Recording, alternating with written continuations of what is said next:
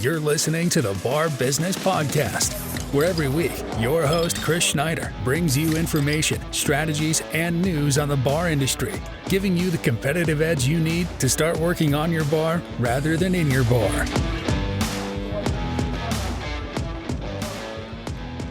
Hello and welcome to this week's edition of the Bar Business Podcast. This week we're going to dive into a couple topics, but they're very closely related. Essentially, we're looking at how to manage your business in a way that doesn't cause you to be there every day. And we've talked about mindset some. We actually had a podcast episode months ago called How to Spend More Time Working on Your Bar and Less Time Working in Your Bar. But one thing that I see, the question that comes up time and time and time again from bar owners, especially those looking to get into the business, is how much time should I be spending in my bar? How much of my effort and my time is this actually going to take? Now, the thing there is, obviously, this is going to vary. I can tell you there are very successful bar owners that are in their bar 10 hours a week, and there are very successful bar owners that are in their bar 70 hours a week. But the thing is, if you really think about it, most of us do not want to be at work 70 hours a week. If you own one bar and you're the only owner and you're the manager and you're there 40, 50 hours a week, great. But much beyond 50, 60 hours a week, you're going to start burning out. You're actually going to become less effective. So the real question here is, how do you maintain that 10, 20, 30, 40 hour a week schedule? I do not believe there's a bar that exists on the planet where the owner has to work more than 10 hours a week. I know that sounds crazy, but part of what you've got to think about here is time versus money. So while a lot of you are going to say, well, there's no way I can only work 10 hours a week. Well, yeah, you could. Hire the right managers. You might have to pay them a lot of money. You might not. There are a lot of people in hospitality management that are not hideously expensive, that will do great, that are trustable, that are looking for an opportunity to prove themselves. Those sorts of people are available to you generally without too much cost. But if you want to work less, sometimes you're going to have to give up money in order to do it. And I will tell you right now, the time that I made the least amount of money in my bar was when I had two managers and I was working 10 hours a week. The time I made the most money in my bar is when I had no managers and I was working 100 hours a week. But that money wasn't worth it. The extra money I made doing it all by myself, being there all the time, just burned me out. It made my life not great. It made it quite bad, actually. And it was stressful and I was tired and I was not healthy. It wasn't a good position for me to be in. And so sometimes there are things more important than money, and at least in my opinion, your time tends to be more important than money. Money is something that we can always make. Money exists in the world. We can go make it in the world. We have businesses that are meant to generate money. We can make other investments that generate money. But the thing that you never have more of in life, the thing that you absolutely cannot control and that is always gone after it happens, is time. There is no savings account for time. So in a lot of ways, I think for a lot of people, we end up focusing too much on money. We want a sports car. We want to go on vacations. We want to do all that. And of course, those things are great. I love vacations. I have a sports car. I'm not going to lie. But in a lot of ways, our time is more important because with time, we can do more. And in reality, if you're good at business, if you pay attention to what you're doing and you can run one bar in 40 hours a week, you can run 4 bars that only require 10 hours a week and not work a minute more. So you can make more money in the same amount of time if you're willing to give up a little bit of money to get a little bit more time on each individual project. So it's always something to keep in mind. And another thing that's worth mentioning, anytime you're getting into a bar, whether you're creating a bar from scratch or you're buying an existing bar, that first year, especially the first couple months, of that establishment being up and running, you're not going to have time. You are going to work 70, 80, 100-hour weeks. But the thing is, that should not be a permanent state. That should not be what's required of you month in and month out. That should be a temporary state to get your training in place, to get your team in place, to get your systems in place, to get everything the way it needs to be so that you don't have to continue to do that in the future. There is no benefit in the long run to working 70 hours a week every week. Again, you're just going to burn yourself out. It's not healthy. It's not good for you. And you will be less efficient and less productive if you do that. That, though, is totally different than when you were starting out. That's totally different that when you're in your startup phase, again, whether you're starting a bar from scratch or buying an existing bar, those first couple months, you're going to be working there all the time. You're going to be there every day. And that's normal. That's needed. You need to establish yourself, not only with the team, not only making sure you have your own systems and training in place, but also you need to get to know your guests. You need to know who comes into your bar. You need to know their dogs' names and what they do and have conversations with them and learn about them so that you can build that personal connection that in so many bars around the world, in so many, especially your neighborhood pubs, your dive bars, places like that, it's very important to build that personal connection. That means, though, that as you move forward, as you go along, that time should decrease. So yeah, you might be 70 hours the first month. It might be 60 hours the second month. It might be 50 hours for 6 or 8 months. As you continue to solidify everything, get to know everyone, make everything work the way it needs to. But your time really is front-loaded. And if I think about my own experience when I first bought a bar, when I bought my first bar, the first couple months I worked 100 hours a week. I had no managers. I realized that wasn't sustainable. I hired a manager, and then I was working 70 hours a week. A year later, I was working 50 hours a week. 2 years after that, I was working 10 to 15 hours a week with 2 managers in place. That's when I had the most fun. I could go out there, hang out. Sometimes I'd pop in Friday, Saturday night just to see people, but I didn't have to be there. It's much easier to go socialize with your guests when you aren't working. And when I say socialize, I don't mean drink. I don't mean, sit at their table and talk to them all night. I mean schmooze them, go around, do table touches, be productive for your business. Ensure that they have that connection with your bar that's going to bring them back time and time again.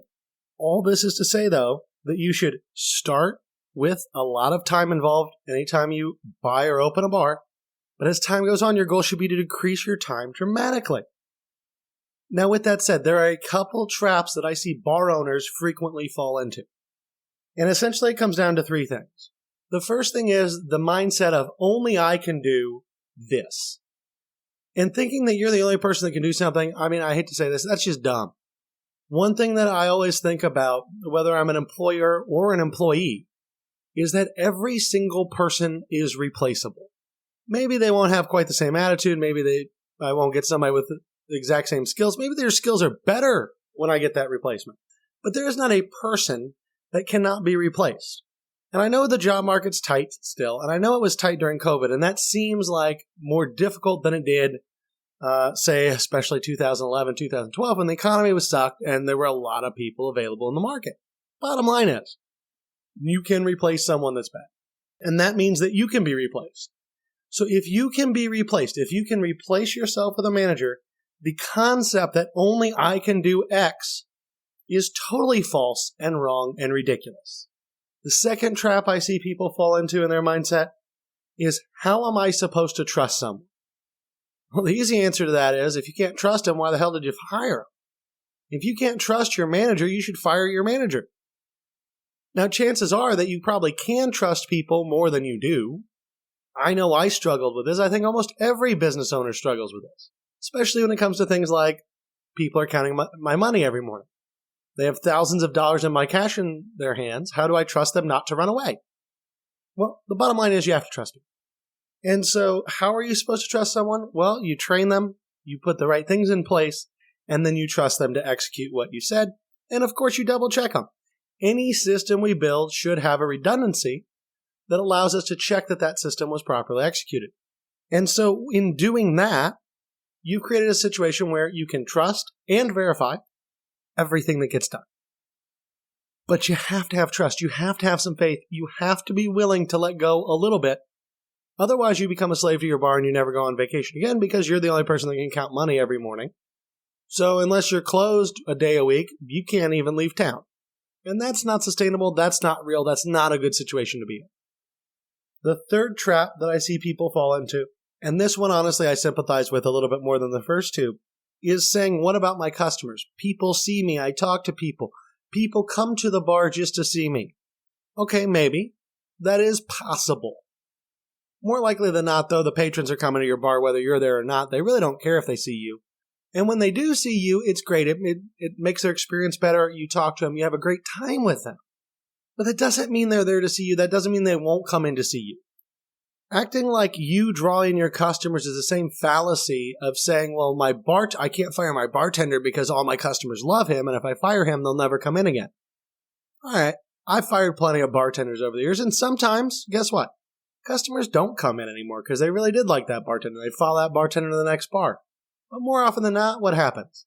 They decide that they don't like the new bartender. They bitch about the new bartender a lot, and they keep coming in to bitch. And after a while, they get used to the new bartender and everything's fine.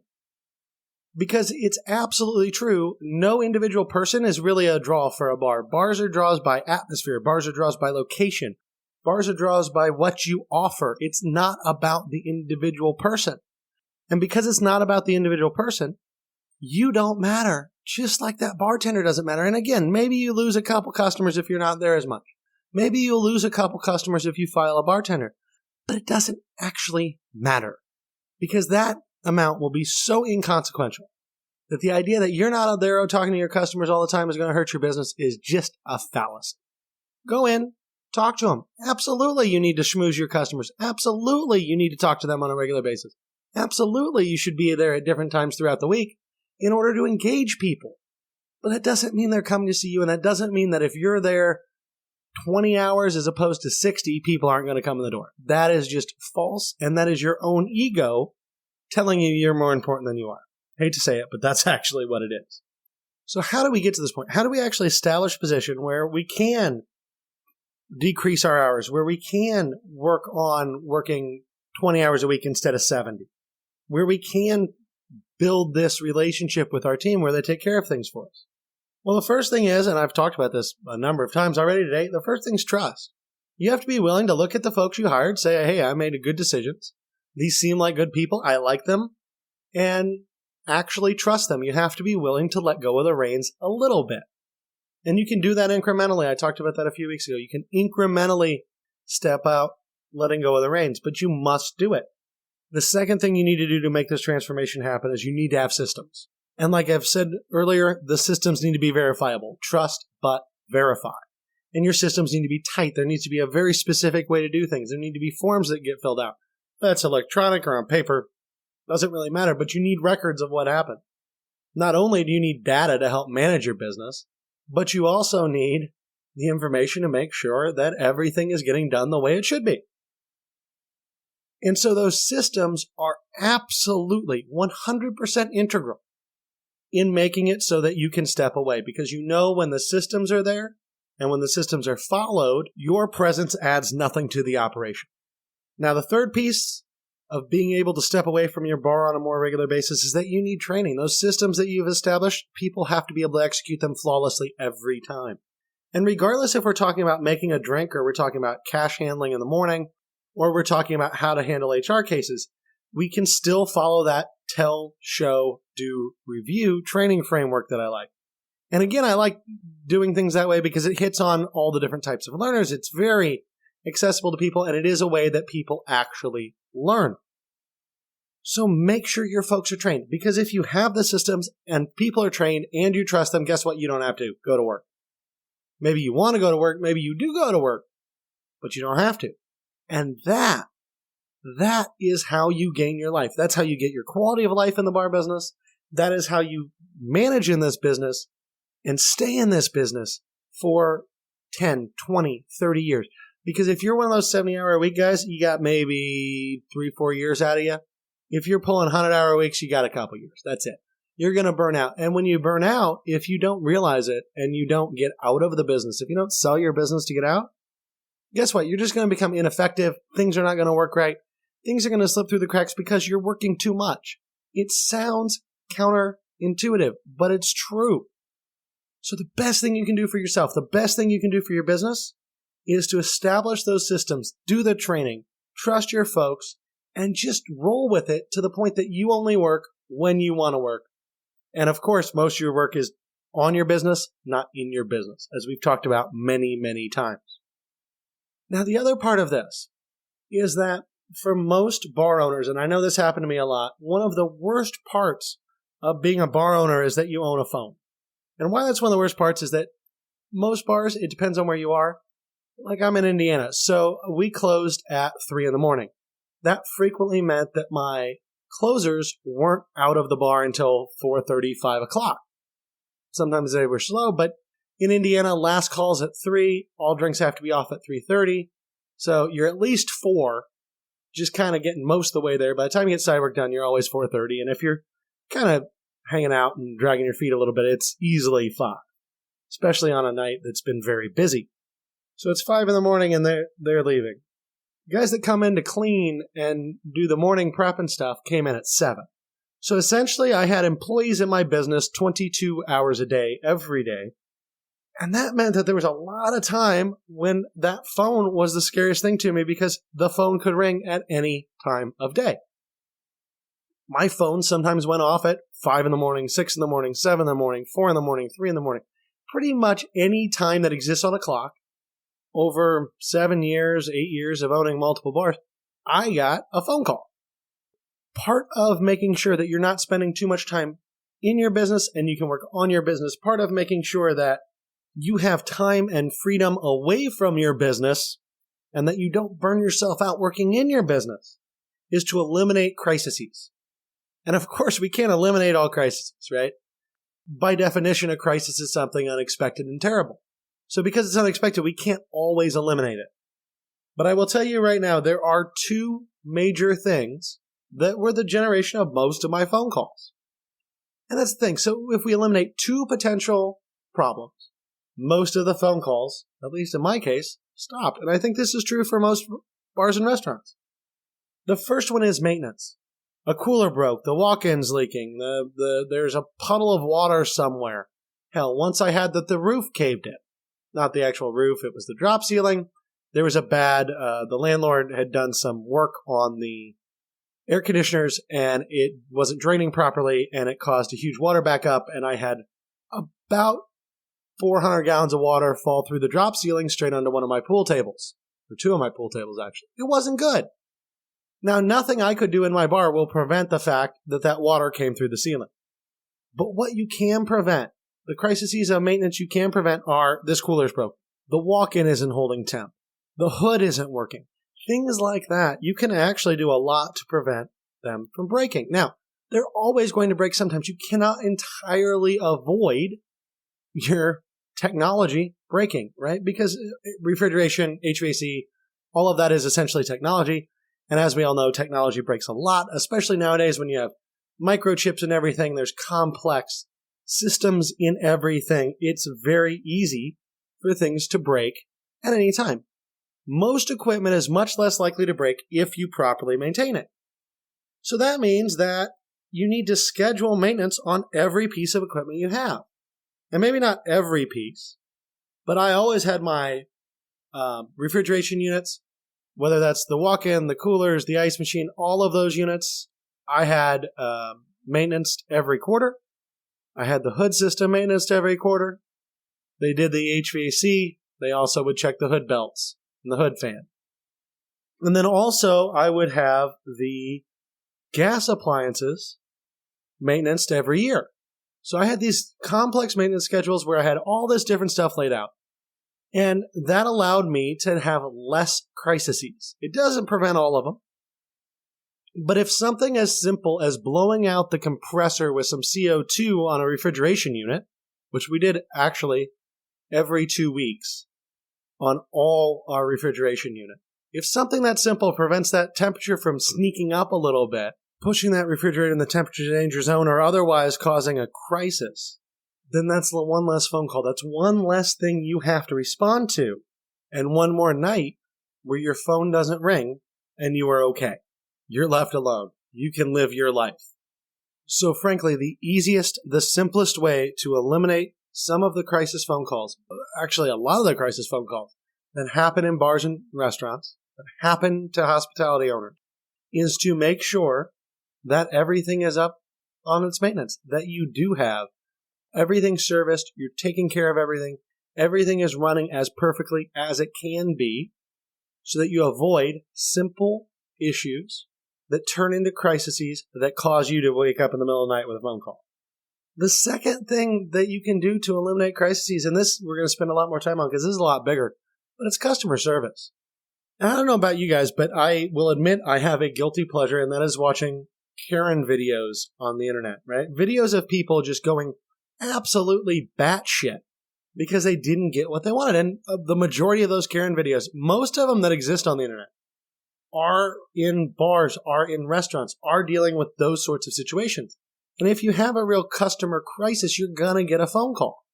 So you have to train your staff to not create those situations. Now, the internet will show you very easily, if you go look up videos, that there are some people that are just freaking crazy. You're not going to be able to solve those problems. But almost every video on the internet, every time you see a Karen interacting with fast food workers or with bartenders or whomever, almost all of those videos, it's not all just coming from one side. So there are ways that you can de-escalate situations. And if you train your team to properly de-escalate situations, then you won't have the same problems that you would otherwise. Now, again, not going to eliminate all customer service problems. You can't do that. Some people are just freaking crazy, especially if you put booze in them. And even more so because, let's be honest, it's the bar business. This happens. Sometimes people are going to do drugs or something before they come into your bar. Then they're going to have a drink and they're going to go from 0 to 100 in about 5 minutes. And now you have a situation on your hand with somebody that's just completely uncontrollable. That happens, right? We can't mitigate for that, but we can mitigate for the vast majority of customer service situations by making sure that we have things set up properly and we have our team properly trained and there are known de-escalation paths and known ways to handle these folks. So one thing that always gets me that we talk about de-escalation. And de-escalation, right, we want to talk people down from this crazy adrenaline-filled fight response that they're having. And it's definitely true that post-COVID, nowadays, people are crazier than they used to be. I used to not mind going to the airport and getting on a flight. Now I don't want to do it because of all the crazy people that are getting on flights. But it is true, too, that people are still people. So even if people have a little bit shorter fuse, even if people seem crazier now than they ever have been, they're still people. And so the same psychology, the same ways of de-escalating situations today work may not be as effective. But again, we want to put as much effective de-escalation procedure in our team's hands as possible so that they don't call us on the phone and they just take care of shit. The number one thing when it comes to de-escalating situations is remain calm. Because almost every situation, if you watch the Karen videos online, if you've been out and seen bartenders get into it with patrons and all of that, almost every time someone actually goes crazy, it's because there was some instigation from the other side. The other side, this time being your staff, didn't play nice. And so you need to play nice. And what that means is you remain calm. And you have to remain a calm demeanor. You don't want to be yelling. You don't want to be cussing. If anything, when people start to get out of whack at you or your team, the easiest way to de-escalate the situation is to get quieter. Another thing that's very true, people are very attuned nowadays to what constitutes assault. And, don't touch me, that's assault. Don't touch me, don't touch me. Well, okay. We can have a whole separate conversation about how you can actually touch people and it's not assault, but that's neither here nor there because in a lot of places, in a lot of situations, that's how it's being viewed nowadays. So one thing I always did when I would kick somebody out is I would kick them out with my hands in my pocket. It's very hard, especially if you're on a video, but even if you're not, it's very hard to say that you touch someone if your hands are in your pockets. Now, when I say in my pockets, generally that meant that I hooked my thumbs in my pockets and left my palms against my thighs because, well, I could very quickly, get my hand out. Now, if I had my hand all the way in my pocket, it might be a little bit more difficult. And that might present an issue in my response time. But just thumbs in my pockets, it worked every time because there was no way for someone to say, you touched me when my hand is clearly not moving. Now, another thing that I noticed worked a lot with your hands in your pockets, if you just walk towards someone, most people will back up when you enter their space. And if you don't enter your space aggressively, if you're coming into their space very calmly, talking calmly, walking forward slowly with your hands or thumbs in your pockets, generally people aren't going to perceive that as a threat. They're going to be really confused because what they're going to find is they're backing up. Essentially, it is an awesome way to herd humans. So keep that in your back pocket. It's a great way to move someone to your door without ever touching them, without ever actually telling them you're moving them towards the door. You're just walking and they are backing up. Now, a place that a lot of these interactions go wrong is that people make the interactions personal. And that is to say that the customer gets in their face and they say, well, you're a dick to the customer. Fuck you, blah, blah, blah, blah, blah, blah, blah, blah, blah. And that's not productive. The thing is, it's kind of like what you'll hear with children. Don't focus on the person, focus on the behavior. The person is not bad, the behavior is bad. It doesn't matter what that behavior is. But the person is not the bad one, the behavior is the bad one. And when you focus on the behavior, it kind of throws people off because people are used to folks coming after them, insulting them personally, coming after them personally, coming after their character. And in this way, you're not coming after people's character. You're coming after their behavior and just saying, we don't freaking allow that here. And you can't do that. So you either got to stop or get out. People are not going to perceive that the same way as saying, fuck you, or going off the rails at them, yelling at them. You have to remain calm and just say, hey, this is not allowed here. We are not going to let you do this. This is the reason why you have got to change your behavior. Now, along those lines, a lot of times it's going to be, this is the reason why you have to leave.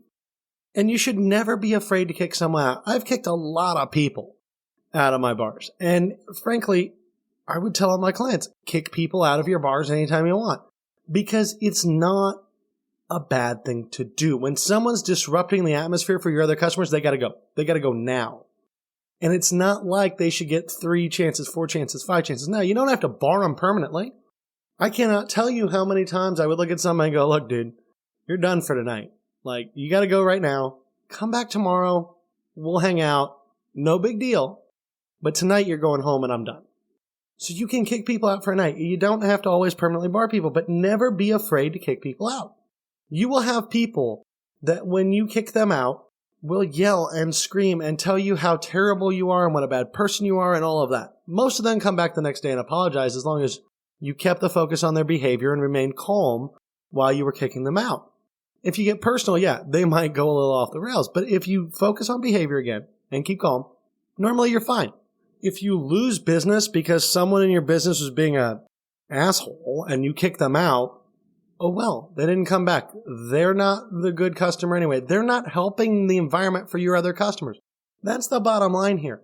A lot of times we're afraid to kick out the person that's the problem, but by not kicking out the person that's a problem, they're disrupting 10, 20, 30 other guests' experience. And now those guests are less likely to come in. Those guests are less likely to frequent because they think that your bar is full of hooligans that are going to do whatever the fuck they want and nobody cares.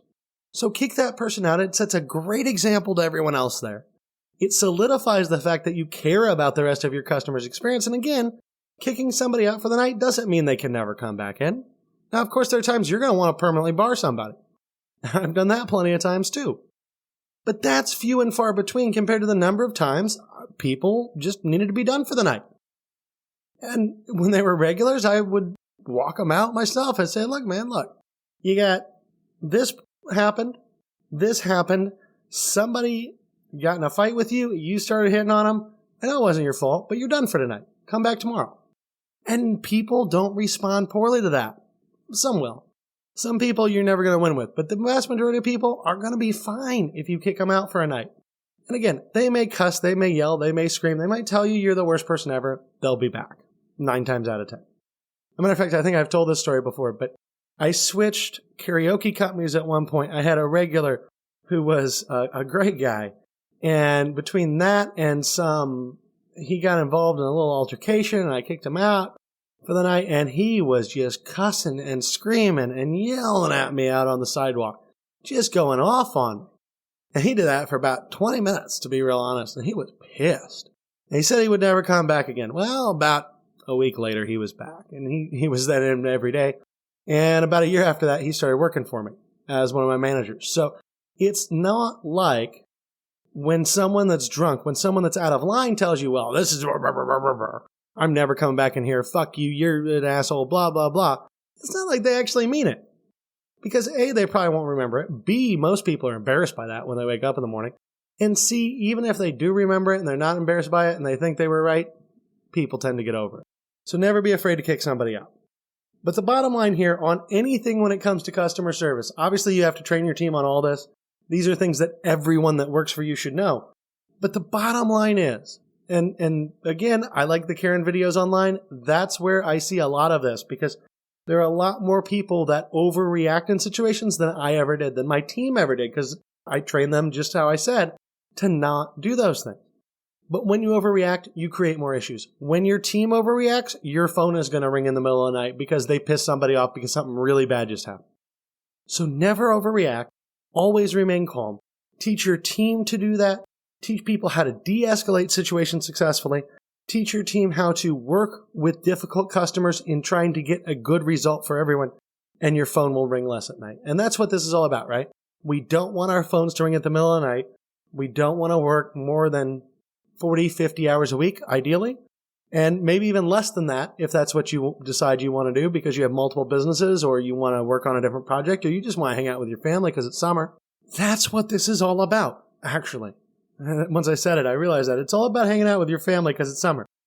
And it's about the time and experiences in your life that are important that are not your business. So remember, time is a resource that you never get back. You can never multiply. You can't do anything with money. You can grow. You can invest. You can make more money. All of us have the ability to go from broke to rich to broke to rich. I've watched a number of people do it dozens of times. So that is money you can get back. But you need to make sure that you trust your team, that you train your team, that you have systems in place, and that you stop those crumbling crisis points of bad maintenance and bad customer service issues that are going to cause your phone to ring in the middle of the night so that you can disconnect. You can relax. You can enjoy your life outside of your bar so that when you're in your bar, when you're working on your bar, when you're establishing systems, when you're doing training, when you're working on product offerings, you can be there, present, and really rested and good for the work. You owe it to your team, your bar, your family, everyone in your life to maintain a balance, whatever that balance is that works for you. But to put yourself in a situation where there's a balance between your work life and your not work life, and where you have time to do it all. On that note, I hope you guys have a great week. I'll be back here next week to talk to you again. See you later.